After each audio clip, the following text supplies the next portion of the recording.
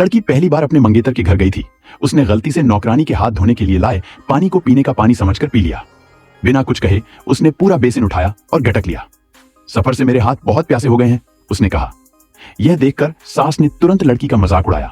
उसे देहाती कहा जिसे खाने से पहले हाथ धोने का सही तरीका भी नहीं पता। फिर उसने लड़की की बुराई करने का मौका पकड़ा और कहा कि वह गू परिवार में आने लायक नहीं है। यह सुनकर लड़की को अपनी गलती का एहसास हुआ। नेगेटिव सोच को दूर करने के लिए उसने अपनी टाइम रिवर्सल टेक्निक चालू कर दी। अगले ही पल टाइम उस समय पर वापस चला गया जब नौकरानी बेसिन लाई थी। फिर मुस्कुराते हुए लड़की ने शांति और खूबसूरती से अपने हाथ धोए। हालांकि सीईओ को कुछ गड़बड़ लगी। वह टाइम ट्रैवल था। क्या ऐसा हो सकता है कि सिर्फ मैंने ही यह देखा हो?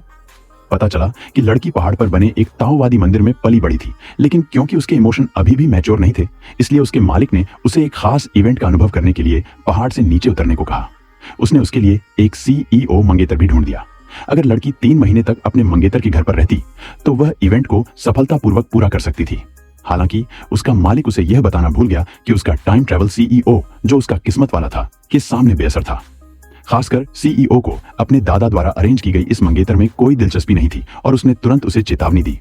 मैंने अपने दादा से वादा किया था कि मैं तुम्हें गु परिवार के पास वापस भेज दूंगा, लेकिन यह मत भूलना कि मेरे पास ऐसी चीजों के लिए भी प्लान है जो तुम्हारी नहीं है। लड़की को लगा कि उसका सीईओ मंगेतर उससे मिल नहीं सकता, लेकिन वह असल में उससे शादी नहीं करना चाहती थी।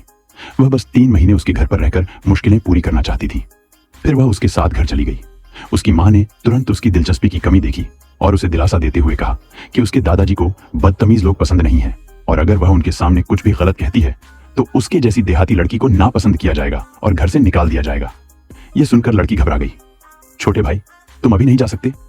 जब मैं पहाड़ से नीचे आई थी तो मेरे मालिक ने मुझे खास तौर पर कहा था कि अपनी मुसीबत पूरी करने से पहले मुझे 3 महीने गू परिवार के यहाँ रहना होगा। मैं बस पहुंचकर कैसे? गू परिवार से निकाले जाने के बाद लड़की सीईओ के पीछे पीछे उसके दादाजी के पास गई। उसने तुरंत उनका गर्मजोशी से स्वागत किया, प्यार से कहा कि वह बहुत छोटे दिखते हैं और उसने उन्हें सीईओ का पिता समझ लिया था। इस चापलूसी से दादाजी तुरंत खुश हो गए।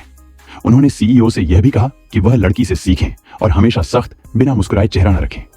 लड़की ने मौके का फायदा उठाते हुए सीईओ का हाथ थाम लिया और उससे वादा किया कि जब तक वह वहां है वह उसे हर दिन खुश रखेगा। लेकिन खाने के दौरान नौकरों ने हाथ धोने के लिए बस एक बेसिन पानी निकाला, लेकिन लड़की ने पूरा बेसिन पी लिया। यह देखकर सीईओ की मां ने तुरंत लड़की का मजाक उड़ाया। खाने से पहले हाथ धोना सबसे बेसिक है, तुम्हें इस जगह के नियम भी नहीं पता? तुमने खुद देखा है, यह लड़की न सिर्फ बिना तमीज के बोलती है बल्कि उसका बर्ताव भी काफी बुरा है। अगर वह गू परिवार में रही तो मुझे नहीं पता कि मैं भविष्य में तुम सबके सामने कितनी बदनामी लाऊंगी। आंटी, अगर इसे शर्मनाक माना जाता है तो आप बहुत दयालु हैं। लड़की को तुरंत एहसास हुआ कि उसने गलत बोल दिया है। आखिरकार प्रेसिडेंट की मां उसकी गलती का इंतजार कर रही थी ताकि वह उसे बाहर निकाल सके। अपनी गलती सुधारने के लिए लड़की ने तुरंत टाइम रिवाइंड करने के लिए एक जादू किया और फिर बहुत विनम्रता से प्रोसेस को दोबारा किया। लेकिन प्रेसिडेंट को सब कुछ साफ दिख रहा था। प्रेसिडेंट को लगा कि वह कुछ देख रही है, लेकिन फिर उसने बस वह चिकन लेग ले लिया जो लड़की चाहती थी। लड़की अभी भी गुस्से में थी। उसने सीधे प्रेसिडेंट के कटोरे से चिकन लेग छीन लिया। ली ने चिकन लेग छीन लिया। डैड, क्या यह वही पत्नी है जो आपने शाओ टैंग के लिए ढूंढी थी? सिर से पैर तक यह शाओ टैंग के लायक बिल्कुल नहीं है। मैं गु शाओ टैंग के लायक क्यों बनूं? मैं जैसी हूं वैसी हूं। मुझे किसी के लायक होने की जरूरत नहीं है। अपनी मीठी मीठी बातें बंद करो। मुझे उम्मीद नहीं थी कि तुम इतने बदतमीज होगे। गु परिवार से निकल जाओ। लड़की को एहसास हुआ कि उसने फिर से गलत बात कह दी है, इसलिए उसने एक बार फिर अपनी टाइम रिवर्सल एबिलिटी का इस्तेमाल किया। इस समय सीईओ को पूरा यकीन था कि इस सब के पीछे लड़की का हाथ है। सच में वह गुस्से में थी। ड्रैगन टाइम को पीछे कर सकता था। इस बार सीईओ ने सीधे लड़की को चिकन लेग दे दिया।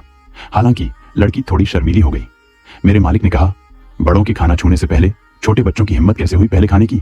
सीईओ ने एक नजर में लड़की के इरादे समझ ली। पिछली बातों से सीखकर मां ने लड़की की कुछ तमीज दिखाने के लिए तारीफ की। इस तरह गू परिवार के घर पर लड़की का पहला खाना आसानी से हो गया। मां ने कहा कि लड़की का ओवरऑल परफॉर्मेंस अच्छा था, लेकिन वह सीईओ की पत्नी बनने के काबिल नहीं थी। हालांकि दादाजी लड़की से बहुत खुश थे और उनके लिए सगाई की दावत रखने का इंतजार नहीं कर सकते थे। बिना मन के मां ने मेंग परिवार की बेटी को लड़की को कुछ हाई सोसाइटी एटिकेट सिखाने के लिए बुलाया। उसे क्या पता था कि बेटी सीईओ से शादी करने का सपना देख रही है।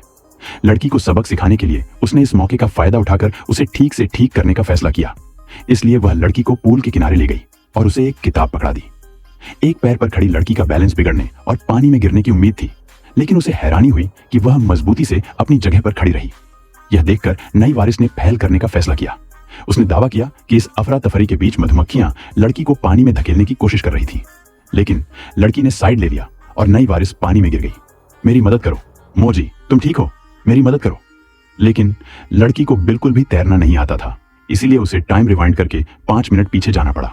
फिर जिंग जिन्यू ने लड़की को पूल के पास खड़े होकर प्रैक्टिस करने का सुझाव दिया, लेकिन इस बार लड़की ने कहा कि वह वापस जाना चाहती है, कहीं अगली मधुमक्खी उसमें न गिर जाए। यह कहकर लड़की जाने के लिए मुड़ी तो जिंग जिन्यू ने पानी में कूदकर लड़की को खुद फ्रेम करने का फैसला किया।